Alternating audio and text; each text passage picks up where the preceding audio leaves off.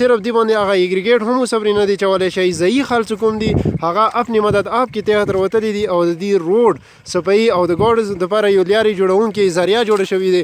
دغو خلکو ته انتهایي زیات تکلیف دی. ضعیف خلکو نه زه دې حوالې سره څو پوښتنې کوم.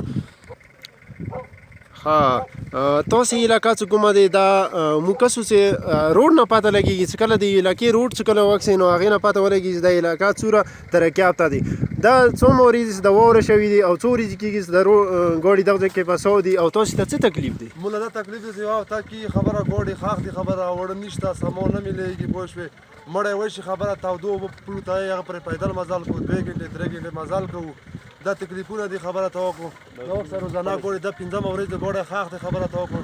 نه یې خبره وتلو یې غشته نه یې غشته پوه شوې روډونه که چارې تاسې خپله کسو چې زنا یوه نیمه بیماري پېښه شي هغه خبره دغه روډ کې خبره موسه غشي. که تاسې ته دغه ځای کې ایمرجنسي مطلب ډیلیوري کیس را پېښ کړی شو او د ګاډو د نشتوالي د وجې او بیا د روډ خرابېدو د وجې هغه سره بیا تاسې څه کوو او چېرته یې بیایو او څه علاج یې څه طریقې کوو؟ بس دا علاج دی خبره ساده روان کو خبره ته وکړم دا ګاډي ته خپله کسې خبره لیارې کې خبره ته وکړم ضایع شي مړه شي پوه شوې.